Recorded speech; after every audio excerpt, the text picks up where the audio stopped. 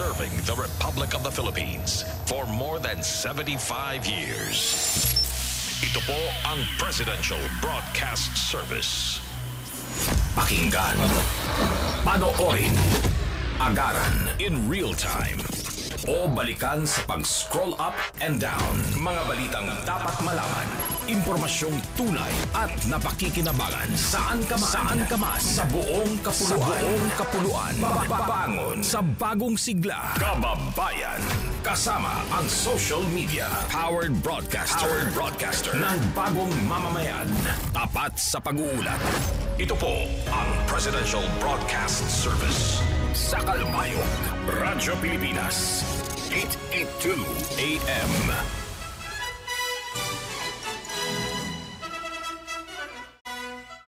Adi, ang pinakabago ngan labas nga mga notisya sa pangurason. Mga panitabo sa sunod ngan gawas sa natunasod. Morning Report. Ganyan na, Adi, ang iyo tag notisya.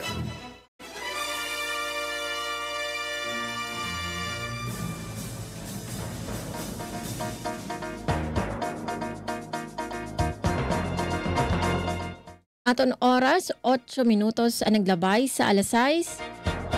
Maupay nga aga sa iyong atanan. Aton petsa, Agosto 5, 2025. Welcome sa Tuesday edition sa Morning Report. Ako ni Tag Notisya yan nga Martes, Suzette Pretensio. Ngan kaupod naton sa Master Control, Sarah Joven Cardenas, ngan si Kuya Ezra Taro. Para sa aton mga nahikay nga balita, mga top stories of the day, adi aton laray uluhan, obra sa mga homegrown Kalbayognon artists, bida sa Kalbayog Go Visual Art Exhibit. LTO Katarman, nagdumara information drive sa DPWH Northern Samar 1st District Engineering Office. Samtang temporaryo nga pag-undang san pag-angkat san bugas gindodoso san Department of Agriculture. 12 nga mga pulis nga nadadabi sa mga nawawara nga sabongeros ginsuspende san Napolcom. 21 nga personahe san 6th Infantry Battalion sibak sa pwesto matapos mamatay ano sa nga sundalo sa reception rites sa Maguindanao del Sur. Samtang haros 70 katawo patay sa nakapsize nga migrant boat sa Yemen. Ngan International Master Michael Concho Jr. nagdominar sa 16th Kamatyas Open Chess Tournament. Masunod ang mga detalye san sini nga mga balita pagkatapos la san pipera nga mga pahinumdom. Mas pinadali na ang government transactions sa tulong ng eGov.ph Super App. Pwede mo nang magawa ang lahat ng ito. I-download ang eGov app sa iyong smartphone o tablet mula sa App Store o Google Play Store. Pagkatapos, ilagay ang iyong mobile number at i-authenticate gamit ang one-time PIN o OTP para marehistro ang iyong account. Saka ilagay ang iyong mga pangunahing impormasyon at kumpletuhin ang facial recognition technology para sa verifikasyon ng iyong pagkakakilanlan. Para sa mas mabilis at mas maayos na serbisyong panggobyerno, gamitin na ang eGov.ph Super App. Bagong Pilipinas para sa bawat Pilipino. Bagong Pilipinas is a master plan for genuine development that benefits of all our people. It is a call for transformation. The transformation of our idea of being a Filipino and the transformation of our economy, of governance, of society. Hindi puro salita, pamahalaan ay magsisilbing halimbawa. Sa Bagong Pilipinas, ang pagbabago ay nagsisimula sa pamahalaan. Pagsiservisyo sa publiko, tapat, mapagkakatiwalaan at dekalidad. Huwag nating pahirapan ang taong bayan. Bagkus suklian ang kanilang tiwala ng magalang na panunungkulan. Sa nagkakaisang gobyerno at mamamayan, malinaw ang payapa at maunlad na bukas. Sa Bagong Pilipinas, may pag-asa ang lahat. Ang pag-asa ng bayan ay nasa ating lahat. Isang mensahe mula sa Presidential Broadcast Service at Radyo Pilipinas.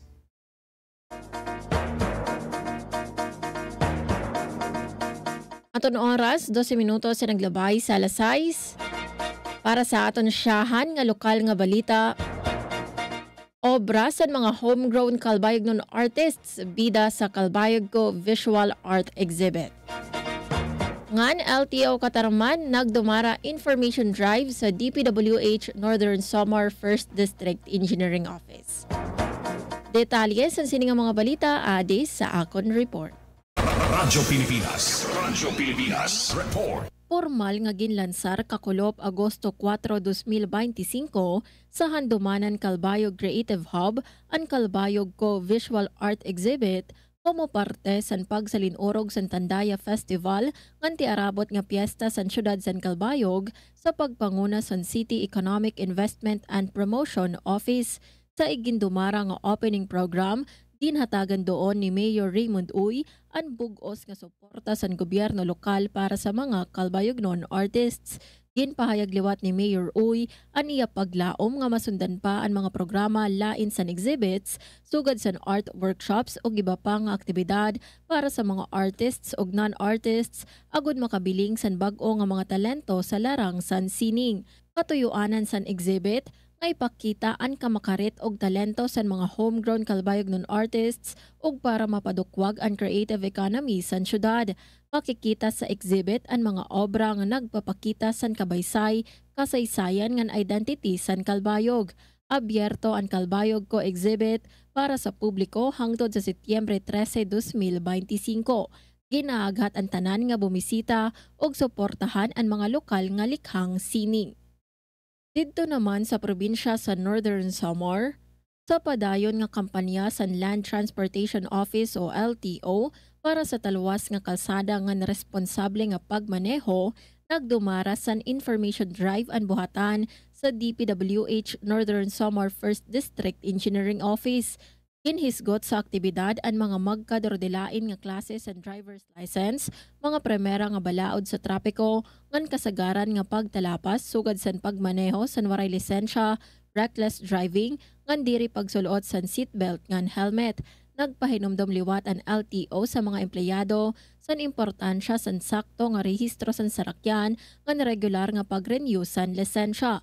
Nagdistribuer liwat ang ahensya san plaka san motorsiklo para sa mga nagpasa san ORCR ngan ginaghat ang iba pa nga magpasa liwat san era dokumento para sa verification. Gin-turnover gihapon san buhatan ang red license plates sa DPWH para sa mga sarakyan san gobyerno. Tumala kan LTO Katarman OIC Chief Guy Elison Zosa katuyuanan sa ahensya ang maghatag serbisyo diri manhadlok. Ginpasalamatan naman ni District Engineer Alvin Ignacio ang LTO ug naglalaom siya nga magpapadayon ang maupay nga pagbinuligay sabot nga sa duha nga ahensya. Para sa Bagong Pilipinas, Suzette Pretencio, Radyo Pilipinas, Radyo Publiko, Kalbayog. Bag-o nga pasilidad sa patubig gin-turn over sa Bubon, Northern Samar. Ngan Livelihood Training Center plano igtindog sa Bubon, Northern Samar. Detalye sa sining mga balita pamatian naton matikang kan Charmaine Perito. Radyo Pilipinas report. Ginbuhat ang groundbreaking ceremony sa Barangay Salvacion, Bubon, Northern Samar para pagtindog Livelihood Training Center. Ang proyekto ang parte sa Quick Impact Projects QIP nga ginpondohan sa gobyerno sa India sa pakigborbligay sa Department of the Interior and Local Government DILG. Katuyuanan sini nga mag-establisa mga pasilidad nga magpaparigon sa agrikultura, panginabuhian ug seguridad sa pagkaon sa komunidad. Ini ang pinakauna nga Indian grant sa Northern Samar nga ginlalauman magdadara mas damo nga oportunidad sa trabaho ug training para sa mga lokal nga parauma ug kababayenan. Ang Bungtusan Bubon ano sa unom nga lugar sa nasod nga napili para sa proyekto nga QIP. Balita sa water supply system. Gindumara sa Bubon, Northern Samar, ang turnover ceremony sa Level 3 Water Supply System Project sa Department of the Interior and Local Government DILG. Katuyuanan sa proyekto nga mapaupay ang mga pasilidad sa patubig ug magpaabot malimpyo ug safe nga maiinom nga tubig sa mga kababayan sa Barangay JP Laurel, Quezon ug San Isidro. Ini ang parte sa Support and Assistance Fund to Participatory Budgeting sa Gobyerno Nasyonal nga hingyap mapauswag ang sanitasyon sa 75 nga mga LGUs sa nasud. Ginpangunahan sa mga opisyal sa DILG ang turnover, kaupod si Northern Samar Governor Haris Umchungan ug mga lokal nga opisyal sa Bubon. Para sa Bagong Pilipinas, Charmaine Perito, Radyo Pilipinas, Radyo Publiko, Kalbayog.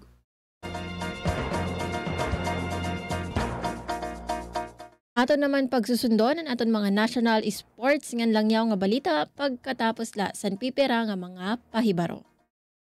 Dengue na mula sa kagat ng lamok ay ating maiiwasan kung 4S ay ating sasagawa at pakikinggan. Search and destroy. I-destroy natin yung mga maaring pamahayan ng lamok sa pamamagitan ng pagtaob sa mga kagamitang maaring pag-ipunan ng tubig at pag-intlugan ng lamok. Self-protection. Ito ay pamamagitan ng pagsuot ng damit na may mahabang manggas o pantalon o maaring paggamit po ng insect repellent. Seek early consultation. Unang simptomas pa lang katulad ng pananakit ng tiyan, tuloy-tuloy na pagsusuka, pagdurugo ng gilagid o ilong, pagkapagod o pagkabalisa, dapat po kumonsulta na tayo sa pinakamalapit na health center at doktor. Support fogging and spraying. Sa mga lugar lamang na may pagtaas ng kaso ng dengue. Tayo ang simula. Ugaliing maging malinis sa katawan at malinis sa kapaligiran. Siguradong hindi lamang dengue fever ang maiiwasan. Isang paalala mula sa Radyo Pilipinas. This is a public service announcement. Discipline is the key. Umiwas sa aksidente sa daan. Ang pagmamaneho ay may kaakibat na responsibilidad, hindi basta mapaandar lang ang sasakyan. Kilatisin ang sarili, ang kahandaan sa manibela, siguruhing inyong konsentrasyon ay hindi magagambala. Importante rin na ating laging isipin, init ng ulo ay huwag pairalin, bagkus kaligtasan ng lahat ang siyang dapat unahin. Isang mahalagang paalala mula sa Presidential Broadcast Service at Radyo Pilipinas, Radyo Publiko, 738. This is a public service announcement. Public service announcement from PBS, Presidential Broadcast Service at Radyo Pilipinas, Radyo Publiko, 738.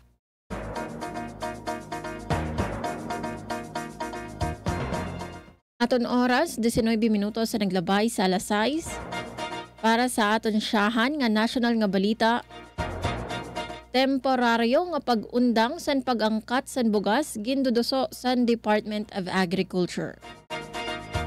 Ginduduso yan na sa Department of Agriculture o DA ang temporaryo nga pag-undang sa pag-angkat san bugas ngan paghitaas san taripa sa imported nga bugas, sumalakan Presidential Communications Office Secretary Dave Gomez.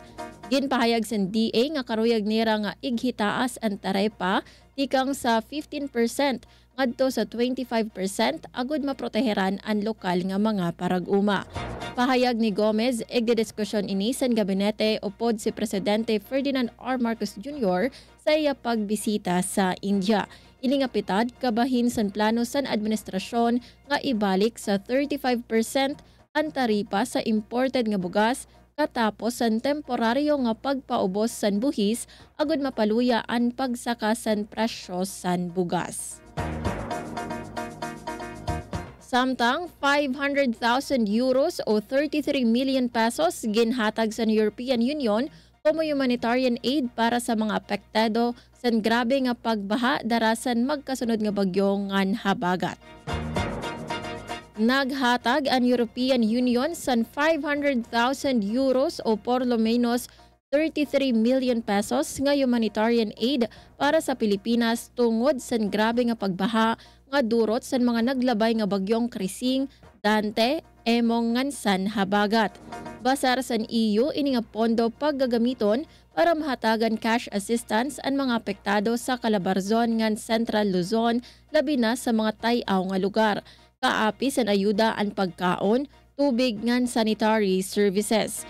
Igin pagawas ini nga pondo pinaagi sa European Civil Protection and Humanitarian Aid Operations o ECHO. Ini nga ayuda dugang pa sa 6 million euros nga nakatalaan nga ihatag para sa disaster preparedness sa Pilipinas para sa tuig 2025. Kung mahinumduman sa naglabay nga Hulyo, tulong nga magkasunod nga bagyo ang sumulod sa nasod sa sulod sa napulo ka adlaw nga nagpakusog sa habagat ug nagresulta sa pagbaha ngan landslide sa damo nga rehiyon. Paabot sa 254 nga syudad ngan munisipyo ang nadeklara sa state of calamity samtang 2.3 milyon nga pamilya o 8.5 milyon nga individual ang apektado. 12 nga mga pulis nga nadadabi sa mga nawawara nga sabongeros ginsuspende sa Napolcom.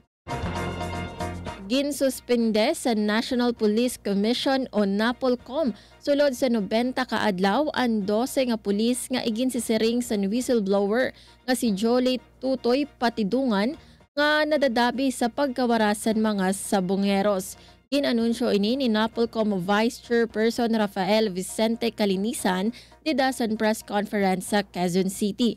Ang mga ginsuspende mao sira Colonel Jacinto Malinao Jr., Lieutenant Colonel Ryan J. Orapa, Major Mark Philip Almedelia, Police Executive Master Sergeant Aaron Ezra Cabillan, Police Executive Master Sergeant Arturo de la Cruz Jr., Police Senior Master Sergeant Joey Encarnacion, Police Senior Master Sergeant Mark Anthony Manrique, Police Senior Master Sergeant Anderson Abari, Police Master Sergeant Renan Fulgencio, Police Staff Sergeant Alfredo Andres, Police Staff Sergeant Edmond Munoz, ngan si Police Corporal Angel Joseph Martin.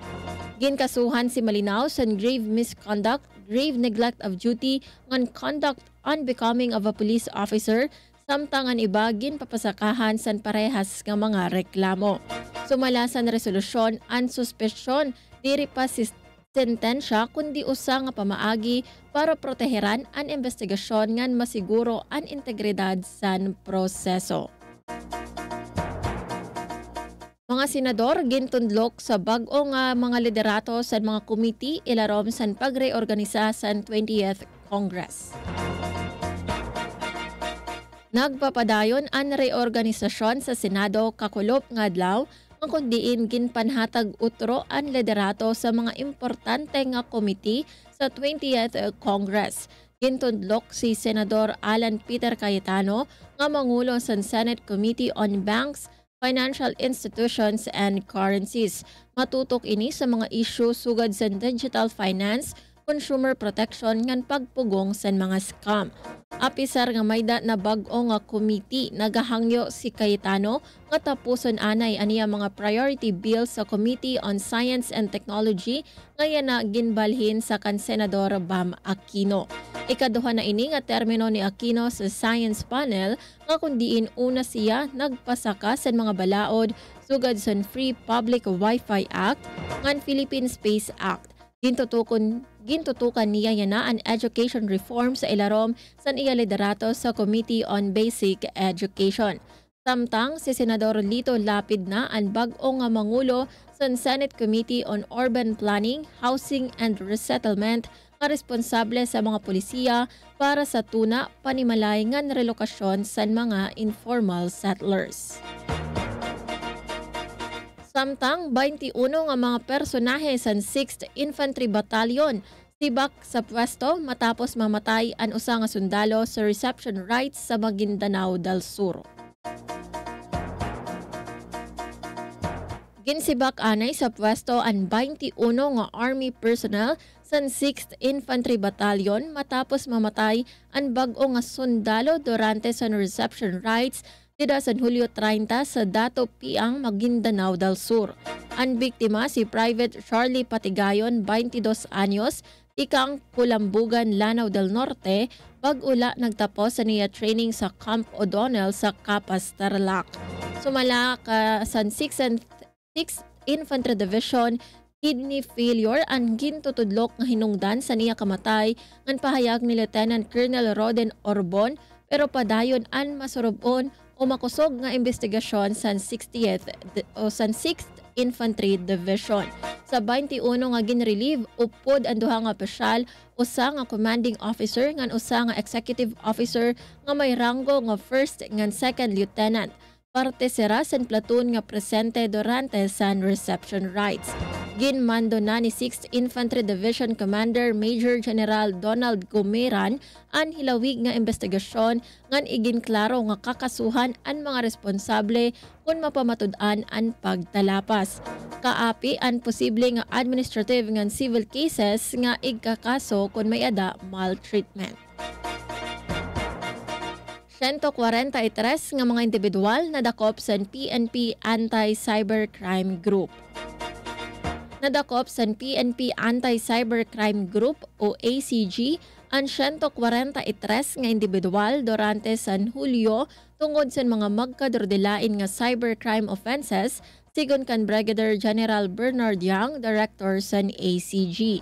Tikang sini 106 ang aresto sa mga entrapment operation, samtang 37 unwanted persons. Nakabudig liwat ang ACG sa pag-rescue sa 18 nga biktima ngan pagpapreso sa 8 nga may kaso nga may kalabutan sa cybercrime.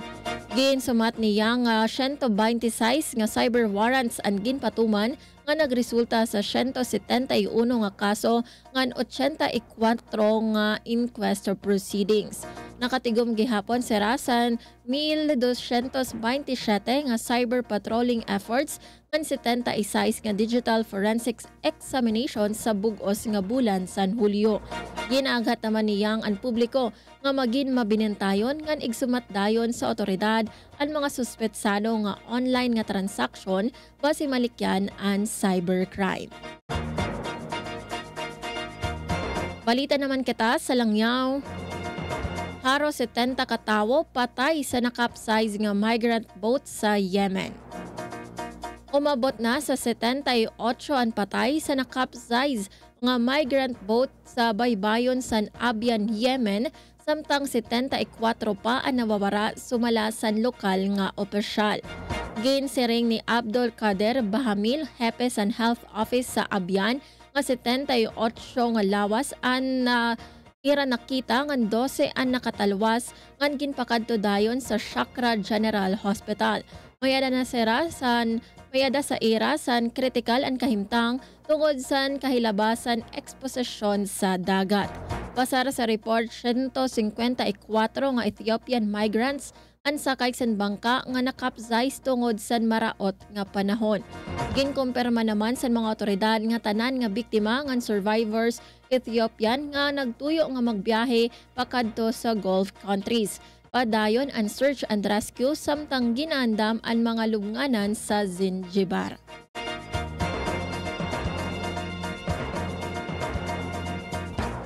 Sports balita naman kita. Radyo Pilipinas Sports. Para sa atong sports balita, International Master Michael Concho Jr. nagdominara sa 16th Kamatyas Open Chess Tournament. Nagkampiyon si International Master IM Michael Concho Jr. sa 16th Kamatyas Open Chess Tournament na gindumara sa Vista Mall, Santa Rosa, Laguna. Si Concho nga taga Dasmariñas, Cavite, ginperde ang tanan sa 7 nga laban sa Swiss System event. Ginperde niya Sir Francis Cheng, Jeremy Marticio, Gerald Ferriol, NM Bob Jones, Liwagon, GM Darwin Lailo, National Master Giovanni Mejia, ngan International Master John Emmanuel Garcia. Samtang ginuli niya ang 30,000 pesos nga premyo como kampiyon. Sigon kan Concho, susi sa iya pagka manilampuson ang padayon nga training ngan pag-aram sa ilarom sa niya mentor nga si International Chess Federation of FIDE Master Roel Abelgaz. Sumunod kan konsyo si FIDE Master Mark J. Bacojo nga may 6.5 points nga kumarawat sa 10,000 pesos. Samtang third place si International Master Chito Garma nga may 6 points nga kumarawat sa premyo nga 7,000 pesos. Para naman sa aton kamutangan sa naton panahon, Pilipinas Weather. Para sa aton weather update, adi si Miss Chanel Dominguez, aton weather specialist tikang sa DOST Pag-asa Sentral.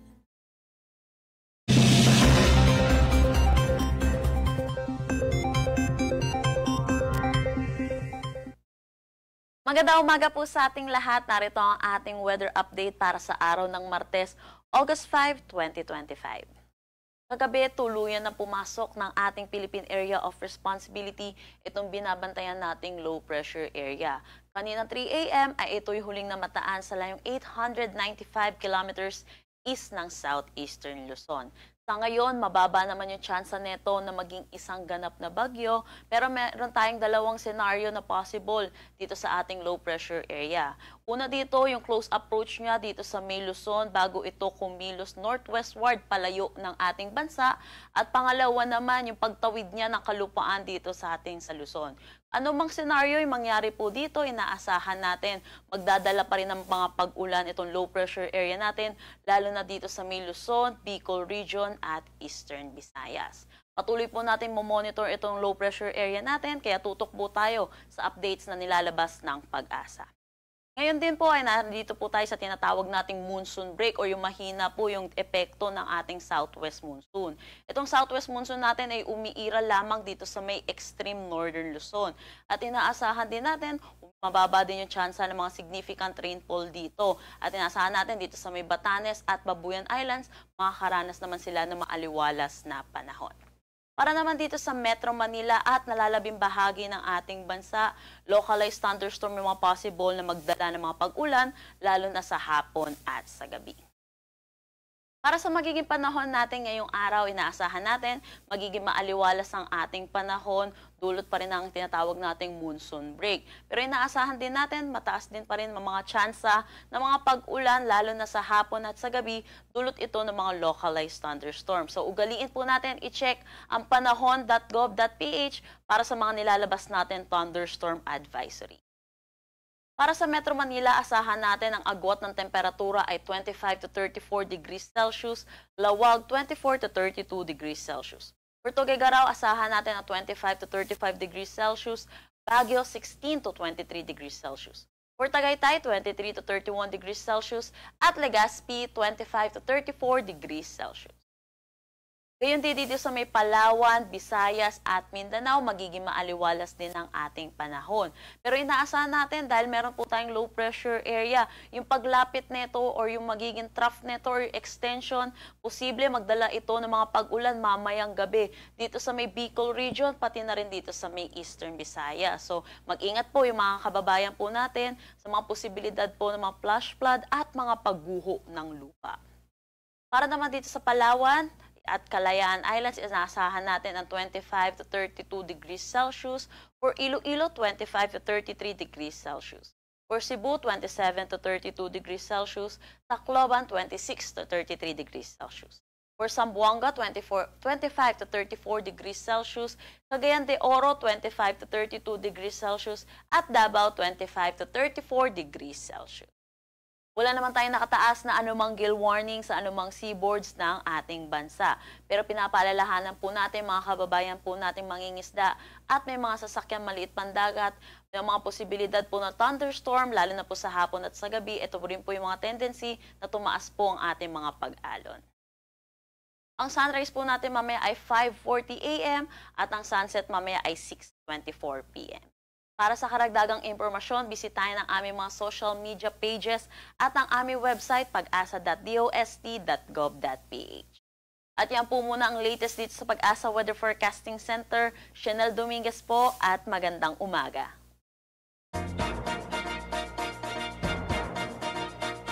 Yes, mga salamat Ms. Chanel Dominguez para sa weather update yan ang adlaw San Martes.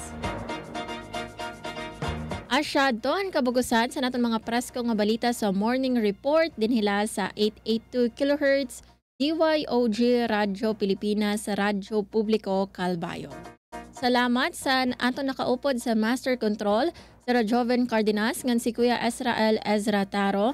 Ngan salamat gihapon sa ako nakaupod nga news contributor yan nga aga si Charmaine Perito.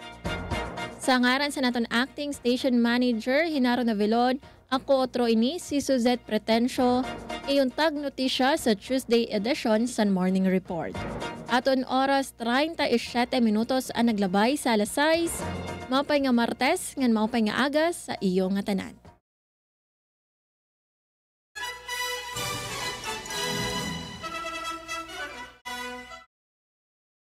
Iyo pala na ibatiyan ang pinakabago ngan labas nga mga notisya.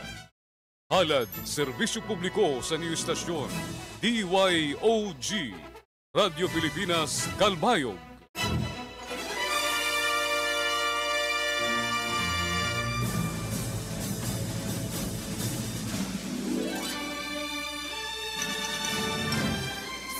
Pakinggan, panoorin, agaran in real time, o balikan sa pag-scroll up and down. Mga balitang dapat malaman, impormasyong tunay at napakikinabangan. Saan ka man sa buong kapuluan. Babangon sa bagong sigla. Kababayan, kasama ang social media. Powered broadcaster ng bagong mamamayan. Tapat sa pag-uulat. Ito po ang Presidential Broadcast Service. Sa Calbayog, Radyo Pilipinas, 882 AM.